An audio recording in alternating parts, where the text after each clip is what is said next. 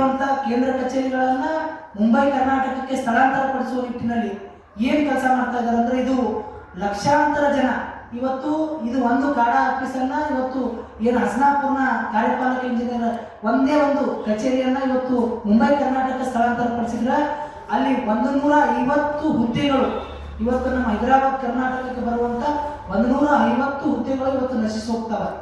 ಇವತ್ತು ಹೊಸ ಹುದ್ದೆಗಳನ್ನ ಸೃಷ್ಟಿ ಮಾಡಬೇಕಾದಂತ ಸರ್ಕಾರ ಹೈದರಾಬಾದ್ ಕರ್ನಾಟಕದಲ್ಲಿರುವಂತ ಹುದ್ದೆಗಳನ್ನ ಬೇರೆ ಕಡೆ ಟ್ರಾನ್ಸ್ಫರ್ ಮಾಡೋದ್ರ ಜೊತೆಗೆ ಇವತ್ತು ಲಕ್ಷಾಂತರ ಜನ ಇವತ್ತು ಅದು ಒಂದೇ ಒಂದು ಡಿವಿಷನ್ ಅಲ್ಲಿ ರಾಯಚೂರು, ದೇವದುರ್ಗ, ಮಸ್ಕಿ, ಯಾದಗಿರಿ, ಸುರ್ಪೂರು, ಶಾಪೂರು, ಜೇವರ್ಗಿ, ಆಮೇಲೆ ಈ ಕಡೆ ಬೀದರ್ ಜಿಲ್ಲೆಯ ಬಾಲ್ಕಿ, ಔರಾ, ಇಷ್ಟೆಲ್ಲ 4 ಜಿಲ್ಲೆಗಳಿಗೆ ಕನೆಕ್ಟ್ ಆಗುವಂತ ಒಂದು ವಿಭಾಗ ಮಟ್ಟದ ಕಚೇರಿಯನ್ನ ಇವತ್ತು ಏನು ಮುಂಬೈ ಕರ್ನಾಟಕಕ್ಕೆ ಟ್ರಾನ್ಸ್ಫರ್ ಮಾಡ್ತಾ ಇದ್ದಾರೆ.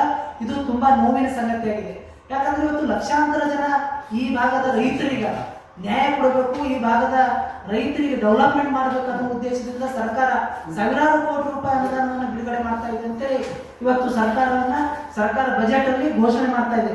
ಆದ್ರೆ ಇಲ್ಲಿ ಉದ್ಯೋಗದಲ್ಲೂ ಕೂಡ ನಮ್ಗೆ ಇಲ್ಲಿ ಹಿಂಬಡ್ತಿ ಆಗ್ತಾ ಇದೆ ಮತ್ತು ರೈತರಿಗೆ ಏನು ಅನುಕೂಲ ಆಗಬೇಕು ಅಂತೇಳಿ ವೈಜ್ಞಾನಿಕವಾಗಿ ಏನು UKP ಅಪ್ಪರ್ ಕೃಷ್ಣಾ ಪ್ರಾಜೆಕ್ಟ್ ಅಲ್ಲಿ 4 ಡಿವಿಷನ್ ಅನ್ನ ಏನು ಮಾಡಿದ್ರು ಅದರ ಪ್ರಕಾರ ಅದು ವೈಜ್ಞಾನಿಕವಾಗಿ ಮಾಡಿರುವಂತ ಡಿವಿಷನ್, ಅದು ಹೈದರಾಬಾದ್ ಕರ್ನಾಟಕದಲ್ಲಿರುವಂತ ಡಿವಿಷನ್ ಅನ್ನ ಇವತ್ತು ಮುಂಬೈ ಕರ್ನಾಟಕ ಆಲ್ರೆಡಿ ಅಲ್ಲಿ ಒಂದು ಡಿವಿಷನ್ ಆಫೀಸ್ ಇದೆ, ಇದ್ರೂ ಕೂಡ ಇಲ್ಲಿಂದ ಆ ಡಿವಿಷನ್ ಆಫೀಸ್ ಅನ್ನ ಮುಂಬೈ ಕರ್ನಾಟಕಕ್ಕೆ ಹಾಕುವಂತ ಕೆಲಸ ಆದ್ರೂ ಯಾಕೆ ಮಾಡ್ತಾ ಇದೆ ಸರ್ಕಾರ ಅನ್ನೋದು ಇವತ್ತು ನಮ್ಮ ಪ್ರಶ್ನೆ ಆಗಿದೆ. ಅದ್ರ ಜೊತೆಗೆ ಏನದ, ಇವತ್ತು ಈ ಯಾವುದೇ ಒಂದು ಕಚೇರಿ ವಿಭಾಗ ಮಟ್ಟದ ಕಚೇರಿಯನ್ನ ಬೇರೆ ವಿಭಾಗಕ್ಕೆ ಟ್ರಾನ್ಸ್ಫರ್ ಮಾಡಬೇಕಾದ್ರೆ ಇವತ್ತು ಕ್ಯಾಬಿನೆಟ್ ಅಲ್ಲಿ ಚರ್ಚೆ ಆಗಬೇಕು, ಆಗಬೇಕು. ಆದ್ರೆ ಈ ಪ್ರಕರಣದಲ್ಲಿ ಆ ರೀತಿ ಆಗ್ತಾ ಇಲ್ಲ. ಏನಂದ್ರೆ ಇವತ್ತು ಒಬ್ಬ MLA ಏನು ಇವತ್ತು ಬಿಜಾಪುರ ಜಿಲ್ಲೆಯ ಇಂಡಿ ತಾಲೂಕಿನ ಒಬ್ಬರು MLA ಲೆಟರ್ ಪ್ಯಾಡ್ ಮೇಲೆ ಇವತ್ತು ಮಾನ್ಯ ಮುಖ್ಯಮಂತ್ರಿಗಳು ಇವತ್ತು ನಮ್ಮ ಹೈದರಾಬಾದ್ ಕರ್ನಾಟಕದ 4 ಜಿಲ್ಲೆಗೆ ಅನ್ವಯವಾಗುವಂತ ಕಚೇರಿಯನ್ನ ಇವತ್ತು ಮುಂಬೈ ಕರ್ನಾಟಕಕ್ಕೆ ಟ್ರಾನ್ಸ್ಫರ್ ಮಾಡ್ತಾ ಇದ್ದಾರೆ, ಸ್ಥಳಾಂತರ ಮಾಡ್ತಾ ಇದ್ದಾರೆ. ಇದರಿಂದ ಒಂದ್ ಕಡೆ ರೈತರಿಗೆ ಅನ್ಯಾಯ ಆಗ್ತಾ ಇದೆ, ಮತ್ತೊಂದ್ ಕಡೆ ಸರ್ಕಾರಿ ನೌಕರರಿಗೆ ಅನ್ಯಾಯ ಆಗ್ತಾ ಇದೆ, ಮತ್ತೊಂದ್ ಕಡೆ ಏನಂದ್ರೆ ಇವತ್ತು ನಿರುದ್ಯೋಗಿ ಯುವಕರು ಇವತ್ತು ಒಂದು ವೇಳೆ ಅಲ್ಲೇ ವಿಭಾಗ ಮಟ್ಟದ ಕಚೇರಿ ಅಲ್ಲೇ ಇದ್ರೆ ಇವತ್ತು ನೇಮಕಾತಿ ಸಂದರ್ಭದಲ್ಲಿ 80% ನೇಮಕಾತಿ ಮೀಸಲಾತಿಯನ್ನ ನಮಗೆ 371 ಜೆ ಕಲಮಡಿಯಲ್ಲಿ ಕೊಟ್ಟಿರ್ತಾರೆ. ಅದರ ಅಡಿಯಲ್ಲಿ ಇವತ್ತು 100 ಹುದ್ದೆಗಳಿದ್ರೆ 80 ಹುದ್ದೆಗಳು ಹೈದರಾಬಾದ್ ಕರ್ನಾಟಕದ ಜನರಿಗೆ ಸಿಗ್ತವೆ. ಈ ಹುದ್ದೆಯನ್ನು ಕೂಡ ಇವತ್ತು ಕಸಿದುಕೊಳ್ಳುವಂತ ಕೆಲಸವನ್ನ ಇವತ್ತು ರಾಜ್ಯ ಸರ್ಕಾರ ಮಾಡ್ತಾ ಇದೆ. ಇವತ್ತು ಬರೀ ಬಾಯಿ ಮಾತಿನಲ್ಲಿ ಹೈದರಾಬಾದ್ ಕರ್ನಾಟಕವನ್ನ ಕಲ್ಯಾಣ ಕರ್ನಾಟಕವನ್ನಾಗಿ ಮಾಡಿ ನಾಮಕೆ ವಾಸ್ತೆ ಅಂದ್ರೆ ನಾಮಕರಣ ಮಾಡಿದರಿಂದ ಕಲ್ಯಾಣ ಅಂತೂ ಮಾಡ್ತಾ ಇಲ್ಲ. ಇವತ್ತು ಸಾವಿರಾರು ಹುದ್ದೆಗಳು ಖಾಲಿ ಇರುವಂತ ನಮ್ಮ ಹೈದರಾಬಾದ್ ಕರ್ನಾಟಕದಲ್ಲಿ ಆ ಹುದ್ದೆಗಳನ್ನ ಭರ್ತಿ ಮಾಡ್ಕೊಳ್ಳದೇನೆ ಇವತ್ತು ಇರುವಂತ ಹುದ್ದೆಗಳನ್ನೇ ಬೇರೆ ವಿಭಾಗಗಳಿಗೆ ಟ್ರಾನ್ಸ್ಫರ್ ಮಾಡಿಬಿಟ್ಟು ಸ್ಥಳಾಂತರ ಮಾಡಿಬಿಟ್ಟು ನಮ್ಮ ಭಾಗದ ಜನರಿಗೆ ಅನ್ಯಾಯ ಮಾಡುವಂತ ಕೆಲಸವನ್ನ ಇವತ್ತು ಸರ್ಕಾರ ಮಾಡ್ತಾ ಇದೆ.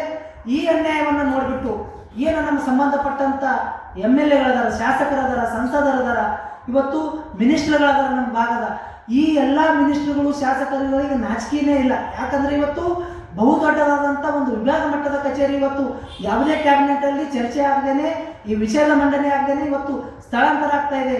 ಈ ಭಾಗದ ರೈತರಿಗೆ ಅನ್ಯಾಯ ಆಗ್ತಾ ಇದೆ, ಈ ಭಾಗದ ಯುವಕರಿಗೆ ಅನ್ಯಾಯ ಆಗ್ತಾ ಇದೆ, ಈ ಭಾಗದ ಸರ್ಕಾರಿ ನೌಕರರಿಗೆ ಅನ್ಯಾಯ ಆಗ್ತಾ ಇದೆ ಅನ್ನೋದು ಯಾವೊಬ್ಬ MLA ಕೂಡ ಯಾವೊಬ್ಬ ಮಿನಿಸ್ಟರ್ ಕೂಡ ಮಾತಾಡ್ಲಿಕ್ಕೆ ರೆಡಿ ಇಲ್ಲ.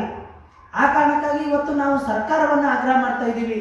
ಸರ್ಕಾರ ಒಂದು ಕಣ್ಣಿಗೆ ಏನು ಇವತ್ತು ತುಪ್ಪ, ಒಂದು ಕಣ್ಣಿಗೆ ಇವತ್ತು ಸುಣ್ಣ ಹರಿಸುವಂತ ಕೆಲಸವನ್ನ ಏನು ಮಾಡ್ತಾ ಇದೆ, ಇದು ವಿಷಾದನೀಯ ಸಂಗತಿಯಾಗಿದೆ. ಈ ಕಡೆ ಹೈದರಾಬಾದ್ ಕರ್ನಾಟಕ ಜನರು ನೀವು ಇಂಡಸ್ಟ್ರಿಗಳು ಇಲ್ಲ, ಇವತ್ತು ಕೆಲವೊಂದು ಸರ್ತಿ ಅತಿವೃಷ್ಟಿಯಾಗಿ ಅನಾವೃಷ್ಟಿಯಾಗಿ ಇವತ್ತು ನಮ್ಮ ರೈತರು ಒಣ ಬೇಸಾಯವನ್ನು ಇವತ್ತು ಒಣ ಬೇಸಾಯದಲ್ಲಿ ಅದನ್ನ ನಂಬಿಕೊಂಡು ಇವತ್ತು ಜೀವನೋಪಾಯವನ್ನು ಮಾಡ್ತಾ ಇದ್ದಾರೆ. ಇವತ್ತು ತಮಗೆಲ್ಲರಿಗೂ ಗೊತ್ತಿರುವಂತ ವಿಷಯ, ನಮ್ಮ ಹತ್ರ ಇರುವಂತ ಲಕ್ಷಾಂತರ ಜನ ಪದವೀಧರ ವಿದ್ಯಾರ್ಥಿಗಳು ಉದ್ಯೋಗ ಇಲ್ಲದೇನೆ ಇವತ್ತು ಬೆಂಗಳೂರು, ಮುಂಬೈ, ಪುನಾ, ಹೈದರಾಬಾದ್ ಅಂತ ಸಿಟಿಗಳಿಗೆ ಹೋಗ್ತಾ ಇದ್ದಾರೆ. ಅಲ್ಲಿ ಇಂಡಸ್ಟ್ರಿ ಅಂತೂ ಡೆವಲಪ್ಮೆಂಟ್ ಮಾಡ್ತಾ ಇಲ್ಲ.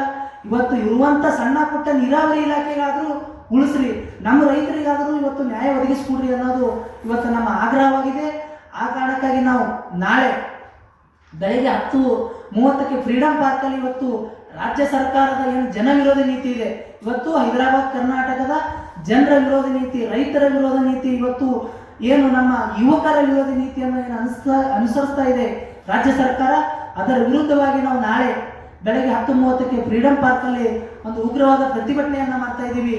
ಈ ಮೂಲಕ ನಾನು ಇವತ್ತು ಮಾಧ್ಯಮ ಮಿತ್ರರ ಮೂಲಕ ಸರ್ಕಾರದ ಗಮನಕ್ಕೆ ತರಬೇಕು ಮತ್ತು ಸಾರ್ವಜನಿಕರ ಗಮನಕ್ಕೆ ತಂದು ನಮಗೆ ನ್ಯಾಯ ಒದಗಿಸಿಕೊಡ್ಬೇಕಂತೇಳಿ ಈ ಮೂಲಕ ನಾನು ತಮ್ಮೆಲ್ಲರಲ್ಲೂ ಕೂಡ ಮನವಿ ಮಾಡ್ತಾ ಇದ್ದೀನಿ. ನನ್ನ ಹೆಸರು ಸೈಬಣ್ಣ ಜಮಾದಾರ್ ಅಂತೇಳಿ. ಸೈಬಣ್ಣ ಜಮಾದಾರ್ ಅವರು 2020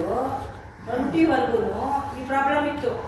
2017 ಎಲ್ಲಾನು ಇದು ನಿಮ್ಮ ಒಂದು ಕಾಯ್ದೆ ಬಂದ ಮೇಲೆ ಮೂರು ಸೆಲೆಕ್ಷನ್ಸ್ ಆಗ್ತಾ ಇದೆ. ಹೈದರಾಬಾದ್ ಕರ್ನಾಟಕ ಅವತ್ತು ಮಾಮೂಲು ಇದು ದಕ್ಷಿಣ ಕರ್ನಾಟಕದದ್ದು, ಆಮೇಲೆ ಇಲ್ಲಿ ಬೆಂಗಳೂರು ಈ ಕಡೆ ಇಲ್ಲ ಸಾರಿ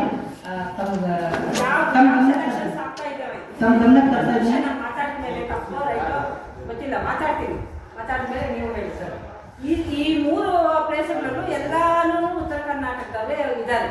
ದೊಡ್ಡ ಪ್ಲೇಸ್ಗಳಲ್ಲಿ ಏನು ಈ ಪ್ಲೇಸ್ಮೆಂಟ್ಸ್ ಕೊಡೋ ಜಾಬ್ಗಳು ಇದು ಮಾಡೋದು 3 ಜನ ಕೂಡ ಉತ್ತರ ಕರ್ನಾಟಕದವರೇ ಆಗ್ತಾ ಇದ್ದಾರೆ ಅಂತ ಬಂದು ಕಂಪ್ಲೇಂಟ್ಗಳಾಗಿದ್ದಾವೆ. ಅದಕ್ಕೆ ಹೇಳ್ತೀರಾ ಸೆಲೆಕ್ಷನ್ಸ್ ಒಂದು ಜಾಬ್ಗೆ ಅಪ್ಲೈ ಮಾಡಿದ ಮೇಲೆ ಉತ್ತರ ಕರ್ನಾಟಕದ ಸ್ಟೂಡೆಂಟು, ಆಮೇಲೆ ಬೆಂಗಳೂರಲ್ಲಿ ಅವರೇನೋ ಇಲ್ಲಿಂದ ಅಪ್ಲಿಕೇಶನ್ ಹಾಕಿದ್ರೆ ಆ ಸ್ಟೂಡೆಂಟು, ಯಾಕಂದ್ರೆ ಒಂದು ಇದಿರುತ್ತೆ ಅಲ್ವಾ, ದಾಖಲೆ ಮಾಡ್ಕೊಂಡಿರ್ತೀರಲ್ಲ, ಆ ಥರ ಆಗ್ತಾ ಇದೆ ಅಂತ 2 ಟೈಮ್ಸ್ ಬಂದು ಇದೇ ಪ್ರೆಸ್ ಕ್ಲಬ್ ಅಲ್ಲೇ ಕಂಪ್ಲೇಂಟ್ ಮಾಡಿದ್ದಾರೆ. ನಿಮ್ಗೆ ರಾಂಗ್ ಇನ್ಫಾರ್ಮೇಶನ್ ಇದೆ ಮೇಡಮ್. ನನಗೆ ಹೇಳಿ ಮಾತಾಡೋಕ್ಕೆ ಚಾನ್ಸ್ ಕೊಟ್ಟು ನಾನು ಕ್ಲಿಯರಿಫಿಕೇಶನ್ ಮಾಡ್ತೀನಿ. ಹೇಳಿ ಕೇಳುವ ಇನ್ಫಾರ್ಮೇಶನ್ ಅಲ್ಲ, ನಿಮ್ಮ ಥರನೇ ಪ್ರೆಸ್ ಮೀಟ್ ಮಾಡಿರೋದು. ಈಗ ನೀವು ಹೈದರಾಬಾದ್ ಕರ್ನಾಟಕದ ಆಫೀಸ್ಗಳು ಬಾಂಬೆ ಕರ್ನಾಟಕ ಹೋಗ್ತಾ ಇದ್ದೇವೆ ಅಂತ ಹೇಳ್ತಾ ಇದ್ದೀರಿ, ಆದರೆ ಅದರಿಂದ ಆಗೋ ತೊಂದರೆ ಏನು ಬಹುಮುಖ್ಯವಾಗಿ? ಸರ್, ಈಗ ಒಂದು ವೇಳೆ ಹೈದರಾಬಾದ್ ಕರ್ನಾಟಕದಲ್ಲಿರುವಂಥ ಎಲ್ಲ ಹುದ್ದೆ ಸಮೇತ ಕಚೇರಿಯನ್ನು ಮುಂಬೈ ಕರ್ನಾಟಕ ಟ್ರಾನ್ಸ್ಫರ್ ಮಾಡಿದಾಗ ಇಲ್ಲಿ ಏನು 150 ಹುದ್ದೆಗಳದಾವ, ಆ ಹುದ್ದೆಯನ್ನು ಹೊಸ ಹುದ್ದೆಗಳನ್ನು ಸೃಷ್ಟಿ ಮಾಡಬೇಕು ಸರ್ಕಾರ. ಈಗ ಯಾವುದನ್ನ ಟ್ರಾನ್ಸ್ಫರ್ ಮಾಡಿದ್ದಾರೆ? ಈಗೇನದು KB ಜನರಲ್ ಹಸನಾಪುರ ಕಾರ್ಯಪಾಲಕ ಇಂಜಿನಿಯರ್ ಹೊರಗಾವಲು ವಿಭಾಗ 2 ಮತ್ತು ಕೃಷ್ಣಾ ಕಾಡ ಭೀಮರಾಯನಗುಡಿ ಅಧೀನದಲ್ಲಿರುವಂಥ ಉಪ ವಿಭಾಗದ ಕಚೇರಿಗಳನ್ನು ಇವತ್ತು ಮುಂಬೈ ಕರ್ನಾಟಕ ಟ್ರಾನ್ಸ್ಫರ್ ಮಾಡ್ತಾ ಇದ್ದಾರೆ. ಇದರಿಂದ ಏನು ಅನ್ಯಾಯ ಆಗ್ತಾ ಇದೆ ಅಂದ್ರೆ ಸರ್ಕಾರ ಹೊಸ ಹುದ್ದೆಗಳನ್ನು ಸೃಷ್ಟಿ ಮಾಡಬೇಕು ಅಥವಾ ಹೊಸ ಕಚೇರಿಗಳನ್ನು ಅಲ್ಲಿ ಪ್ರಾರಂಭ ಮಾಡಿಬಿಟ್ಟು ಅಲ್ಲಿ ಹೊಸ ಹುದ್ದೆಗಳನ್ನು ಸೃಷ್ಟಿ ಮಾಡಲಿ. ಇವತ್ತು ಹೈದರಾಬಾದ್ ಕರ್ನಾಟಕದಲ್ಲಿ ಹೊಸ ಹುದ್ದೆ ಅಂತೂ ಸೃಷ್ಟಿ ಮಾಡಲಿಕ್ಕೆ ರೆಡಿ ಇಲ್ಲ. ಈಗ ಮಾಹಿತಿ ಹಾಕುವ ಪ್ರಕಾರ ಇವತ್ತು ಒಬ್ಬರು ಶಾಸಕರೇ ತಮ್ಮ ಇದ್ರೊಳಗೆ ಹೇಳಿದಾರೆ 50,000 ಹುದ್ದೆಗಳು ಇವತ್ತು ಹೈದರಾಬಾದ್ ಕರ್ನಾಟಕದಲ್ಲಿ ಖಾಲಿ ಇದಾವೆ. ಈಗ ಹಸನಾಪುರ ಕ್ಯಾಂಪನ್ನು ನೀವು ಹೋಗ್ಬೇಕಂತೀರಾ ಅಥವಾ ಇರಬೇಕಂತೀರಾ? ಇರ್ಬೇಕು ಸರ್, ಇರ್ಬೇಕಂತೇಳಿ ಮಾಡ್ತಾ ಇದ್ದೀವಿ. ಏನು ವೈಜ್ಞಾನಿಕವಾಗಿ ಅಪ್ಪರ್ ಕೃಷ್ಣ ಪ್ರಾಜೆಕ್ಟಲ್ಲಿ ವೈಜ್ಞಾನಿಕವಾಗಿ 4 ಡಿವಿಷನ್ ಆಗಿ ಮಾಡಿದರು. ಒಂದು ಆಲಮಟ್ಟಿ, ಒಂದು ಅಲ್ಮೇಲು, ಅದು ಮುಂಬೈ ಕರ್ನಾಟಕದಲ್ಲಿ. ಇಲ್ಲಿ ಬಂದ್ಬಿಟ್ಟು ಹಸನಾಪುರಲ್ಲಿ ಒಂದು, ಆಮೇಲೆ ಔರಾದ್ ಬಿ ಅಂತೇಳಿ ಇಲ್ಲಿ 4 ಡಿವಿಷನ್ಗಳು ವೈಜ್ಞಾನಿಕವಾಗಿ ಇವು 4 ಡಿಸ್ಟ್ರಿಕ್ಗಳು ರಾಯಚೂರು, ಬೀದರು, ಯಾದಗಿರಿ, ಕಲಬುರಗಿ ಜಿಲ್ಲೆಗಳಿಗೆ 2, ಬಾಗಲಕೋಟೆ, ಬಿಜಾಪುರ, ಬೆಳಗಾವಿಗೆ 2. ಈ ರೀತಿಯಾಗಿ ವೈಜ್ಞಾನಿಕವಾಗಿ ಸರ್ಕಾರ ಆಗಿನ ಕಾಲದಲ್ಲೇ 4 ಡಿವಿಷನ್ ಆಫೀಸ್ಗಳನ್ನು ಮಾಡಿದರು. ಅದನ್ನು ಇವತ್ತು 4 ಜಿಲ್ಲೆಗೆ ಅನ್ವಯವಾಗುವಂಥ ಕಚೇರಿಯನ್ನು ಮುಂಬೈ ಕರ್ನಾಟಕಕ್ಕೆ ಟ್ರಾನ್ಸ್ಫರ್ ಮಾಡಿದಾಗ ಬೀದರ್ ಜಿಲ್ಲೆಯಿಂದ ಔರಾದ್ ಬಾಲ್ಕಿ ಇವತ್ತು ಕಟ್ಟಕಡೆಯ ಜಿಲ್ಲೆ ಅದು, ಅಲ್ಲಿಂದ ಬಂದ್ಬಿಟ್ಟು ಈಗ ಬಿಜಾಪುರ ಜಿಲ್ಲೆಗೆ ಬಂದು ಕಾರ್ಯಭಾರ ಮಾಡೋಕ್ಕಾಗುತ್ತಾ? ಆಮೇಲೆ ಅಲ್ಲಿಂದ ರೈತರು ಬಂದು ಅವ್ರ ಕೆಲಸ ಕಾರ್ಯಗಳನ್ನು ಮಾಡೋಕ್ಕಾಗುತ್ತಾ ಅನ್ನೋದು ನಮ್ಮ ಪ್ರಶ್ನೆ. ಆ ಕಾರಣಕ್ಕಾಗಿ ಒಂದು ವೇಳೆ ಸರ್ಕಾರ ಅಲ್ಲಿ ಹೊಸ ಕಚೇರಿಯನ್ನು ನಿರ್ಮಾಣ ಮಾಡಿ ಅಲ್ಲೇ ಹೊಸದಾದಂಥ ಎಲ್ಲ ಎಂಪ್ಲಾಯ್ಗಳನ್ನು ಸೃಷ್ಟಿ ಮಾಡಲಿ, ಹೊಸ ಉದ್ಯೋಗಗಳನ್ನು ಸೃಷ್ಟಿ ಮಾಡಲಿ, ಅದಕ್ಕೆ ನಮ್ಮ ಅಭ್ಯಂತರ ಇಲ್ಲ. ನಮ್ಮ ಹೈದರಾಬಾದ್ ಕರ್ನಾಟಕದಲ್ಲಿರುವಂಥ ಕಚೇರಿಗಳೇನದಾವ ಆ ಕಚೇರಿಗಳು ಇಲ್ಲೇ ಇರಬೇಕು ಅನ್ನೋದು ನಮ್ಮ ವಾದವಾಗಿದೆ. ಆಮೇಲೆ ಇನ್ನೊಂದು ವಿಷಯ, ವೀಕ್ಷಕರೇ, ಈ ವಿಡಿಯೋ ನಿಮಗೆ ಇಷ್ಟ ಆಗಿದ್ರೆ ಈ ಕೂಡಲೇ ಸಬ್ಸ್ಕ್ರೈಬ್, ಕಮೆಂಟ್, ಲೈಕ್ ಮಾಡಿ ಹೊಸ ವಿಡಿಯೋಗಳನ್ನು ಮಾಡಲು ಬೆಂಬಲವನ್ನು ನೀಡಿ.